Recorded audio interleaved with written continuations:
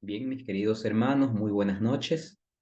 Tenemos entonces la clase de hoy, 10 de mayo. Viene a ser la última clase antes de la primera evaluación dentro del programa de la catequesis para adultos. Eh, Hemos cubierto al momento ya todo lo que estaba previsto para esta parte de la catequesis. Eh, Incluso hemos ido un poco más allá en cuanto a la parte de las nociones breves de apologética cuando hablamos respecto de la Reforma Protestante. Ya para el segundo parcial hablaremos con más detenimiento respecto de la Reforma Protestante cuando toquemos el tema de apologética. Básicamente eso. Entonces, a la fecha hemos cubierto ya desde la concepción de Dios, su naturaleza, quién es Dios, cómo se ha revelado ante nosotros, para qué se ha revelado, con qué propósito lo ha hecho. Y ciertamente a partir de estos conceptos que hemos ido desarrollando, hemos podido más o menos esbozar una idea respecto de la personalidad de Dios, de cuál es el objetivo de Dios respecto a su revelación ante su pueblo, ante nosotros. ¿Cómo quiere Dios que le conozcamos? ¿Cómo quiere Dios que le amemos? ¿Cómo quiere Dios que le rindamos gloria? Hemos cubierto desde los temas de cuáles fueron los propósitos con el cual Dios nos creó, que básicamente son tres, lo recordamos perfectamente, que fue para manifestarnos su gloria, por amor a nosotros y para convertirnos en administradores de la creación. También hemos cubierto las razones por las cuales Dios se revela, para que le conozcamos, para que le sirvamos, para que le amemos, para que le demos gloria y con el propósito último de que estemos con Él en el cielo. Asimismo, dentro de esta revelación de Dios, Él se ha dado a conocer, no como un ser solitario, sino como un Dios que es uno y a la vez trino. Entendimos en todo caso el concepto de la Santísima Trinidad, que no es más que tres personas divinas distintas una de la otra, que son un único Dios verdadero. ¿Ok? Hemos conocido también a lo largo de la historia de la revelación cuáles han sido los distintos propósitos con los cuales Dios se ha revelado. ¿Por qué se reveló ante Adán? ¿Por qué se reveló ante Noé? ¿Por qué se reveló ante Moisés, ante Abraham previamente? ¿Y cuál es la revelación definitiva de Dios en la persona del Verbo de su Hijo, Jesucristo? Entonces, como todo, como parte de todo este contenido, hemos entendido también, porque si bien dentro del protestantismo se habla de relaciones directas entre Dios y los hombres, hemos entendido el porqué y el rol de la iglesia, porque Dios, si bien viene a salvarnos a todos y cada uno de nosotros con su nombre y apellido, viene por Betsy, viene por Carlos Luis, viene por Charit, viene por Alejandrina, etcétera, viene por Betsy, por todos y cada uno de nosotros, viene por Mickey, viene por el padre Sebastián, este, así también Dios ha querido que la salvación sea de una forma comunitaria. Por eso es que Dios ha formado su iglesia en la cabeza de Pedro, que es el primer papa de toda la historia de la iglesia, y es a través de ella, a través de este cuerpo místico de la iglesia, del cual formamos parte nosotros, y ustedes particularmente desde el momento de su bautismo, pasan a formar parte del cuerpo místico de la iglesia. Cristo es la cabeza y nosotros somos el cuerpo de la iglesia.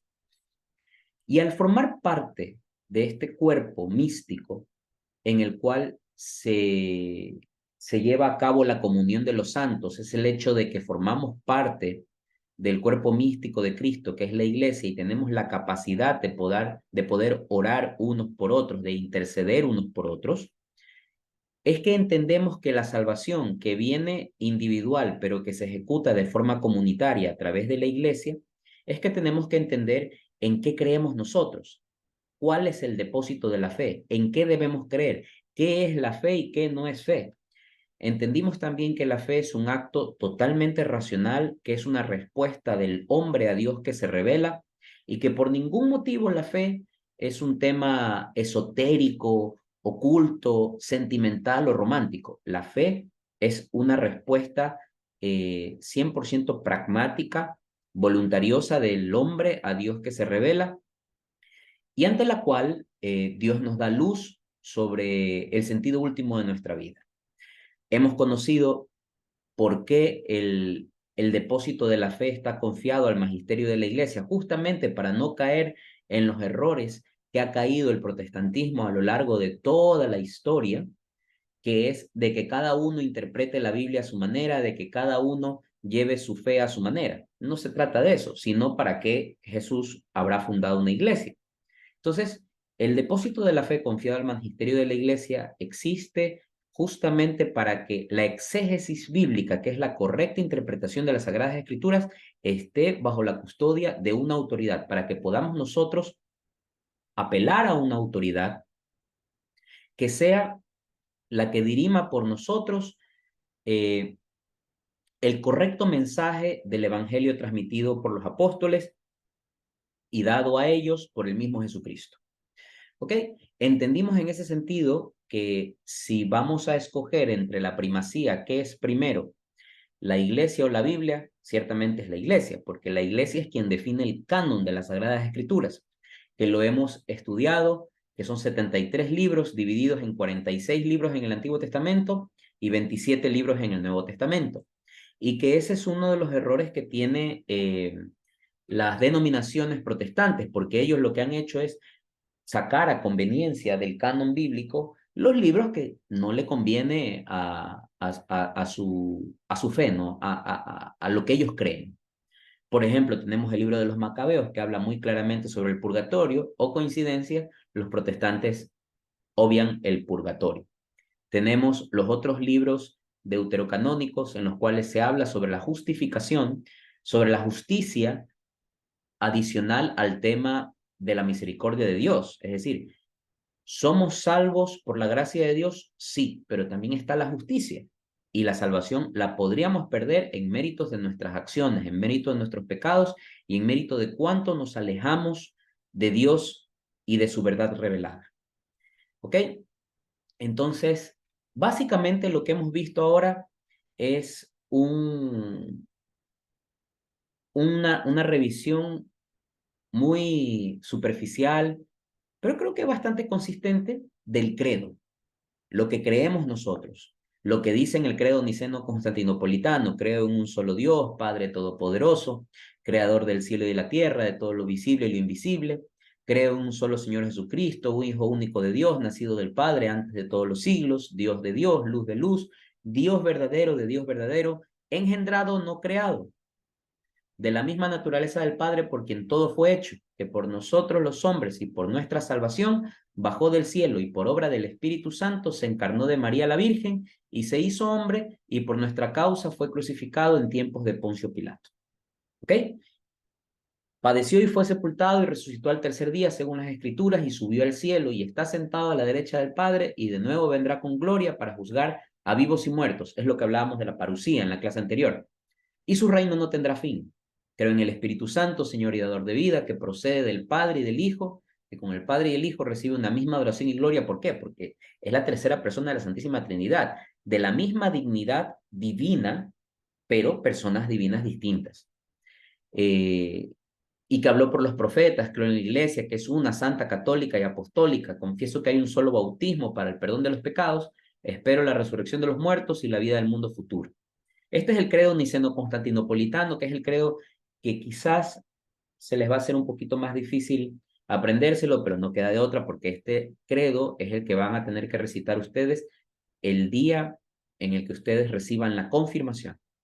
Luego tenemos el otro credo, la profesión de fe, el credo normal que se le llama, o el credo corto, el credo de los apóstoles, el símbolo de los apóstoles, el que rezamos todos los domingos. Creo en Dios Padre Todopoderoso, Creador del cielo y de la tierra. Creo creo en Jesucristo, su único Hijo, nuestro Señor, que fue concebido por obra y gracia del Espíritu Santo, nació de Santa María Virgen, padeció bajo el poder de Poncio Pilato, etcétera, etcétera. Ese ya ustedes se lo saben de memoria. Pero tenemos que aprendernos los dos. ¿Por qué es importante conocer el credo, tanto el símbolo de los apóstoles como el credo niceno-constantinopolitano?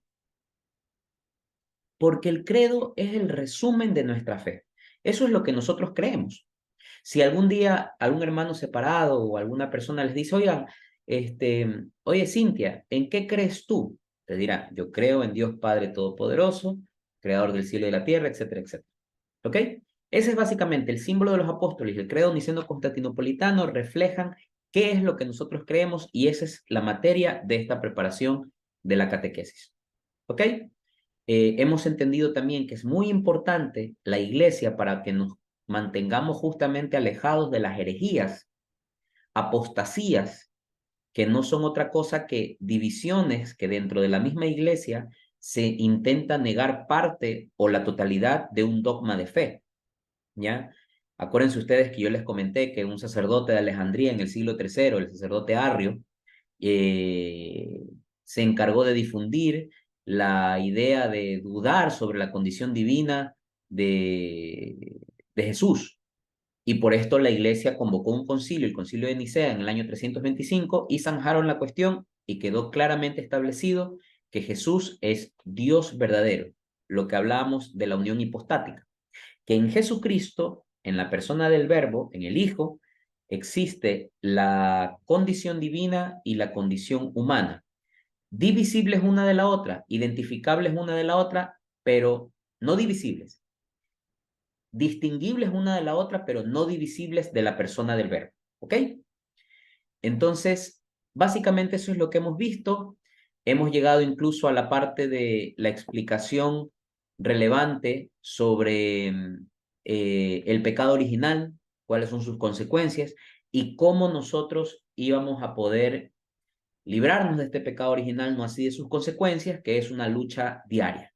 Y llegamos luego a la parte aplicada, podría ser a la parte aplicada de nuestra fe, cómo se articula a lo largo del año este, la celebración del misterio de Cristo en el calendario.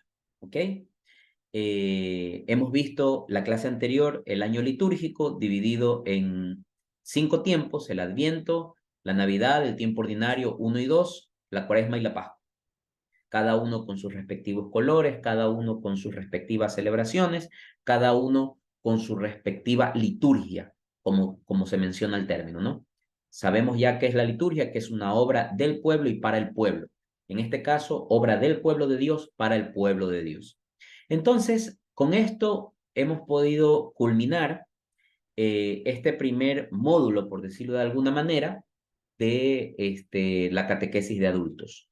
Es importante también que terminen de revisar la carta encíclica Deus Caritas Est, escrita por el Papa Benedicto XVI, que también se les envió eh, como lectura obligatoria, que si bien no va a ser evaluada, pero cuando al final del programa de catequesis, a mí me toca hacer la entrevista con cada uno de ustedes, oralmente y verbalmente, sí se les voy a preguntar cosas al respecto. Básicamente, ya saben, la carta encíclica Deus Caritas Est, Dios es amor, habla justamente sobre el amor y cómo debemos entender el amor en la perspectiva humana, en la perspectiva filial y en la perspectiva divina trascendental. El eros, el ágape, el eros, el filio y el ágape. ¿Ok? El eros, el amor pasional, el filio, el amor filial y el ágape, el amor de sacrificio, el amor de entrega, que no es más que el amor de Cristo hacia nosotros, que tanto amó Dios al mundo que entregó a su único hijo y lo hizo padecer, sufrir y morir como un pecador por y para nuestra salvación. ¿Ok? Adicionalmente a esto les recuerdo que dentro del cuestionario están básicamente 3 oraciones que son básicas para todo cristiano, el Padre Nuestro, el Ave María y la oración al Espíritu Santo. Esto también va a formar parte de la evaluación. Me parece que es la pregunta 51. Ahí tienen que revisarlo. Están las 3 oraciones, el Padre Nuestro, que se lo deben saber todos. El Ave María, que se lo deben saber todos, y la del Espíritu Santo, que probablemente no la sepan, pero es muy fácil, muy cortita y la podemos aprender también. Entonces, con esto damos por terminado el primer parcial de la catequesis de adultos. Nos veremos el día lunes a las 7 de la noche presencialmente en la parroquia para que puedan, se les pueda tomar la prueba, para que puedan tomar la prueba que va a ser escrita y en el caso de uno de ustedes que necesitará que se tome oral, será oral. Eso, mis queridos hermanos, no más desearles que revisen, prepárense bien. No es esto menos importante que cuando uno se prepara para un curso, para el colegio, para la escuela o para la universidad. Aquí ustedes están jugando la salvación y esto es importante. Entonces, revisen por favor el cuestionario. Tienen aquí colgado en el YouTube las clases desde la primera hasta la octava clase, que es la de hoy. Revísenlas todas, por favor, una y otra vez. Mientras se van a bañar, mientras están haciendo alguna actividad, pongan ahí el videíto y tienen la ventaja de que pueden revisar una y otra vez la clase. La asistencia del día de hoy la voy a tomar desde el chat del YouTube, los que estén viendo la clase en vivo. ¿Ok? Listo, entonces. Que el Señor los bendiga, que pasen muy bien y de antemano un feliz día para todas las madres, para las que son madres y las que no, pues para las respectivas madres de ustedes. Y si la tienen en el cielo, pues que el Señor la siga guardando, le permita contemplar su rostro y que desde el cielo les envíe muchas, muchas bendiciones. Que pasen muy bien, que tengan una feliz noche y nos vemos el día lunes de manera presencial.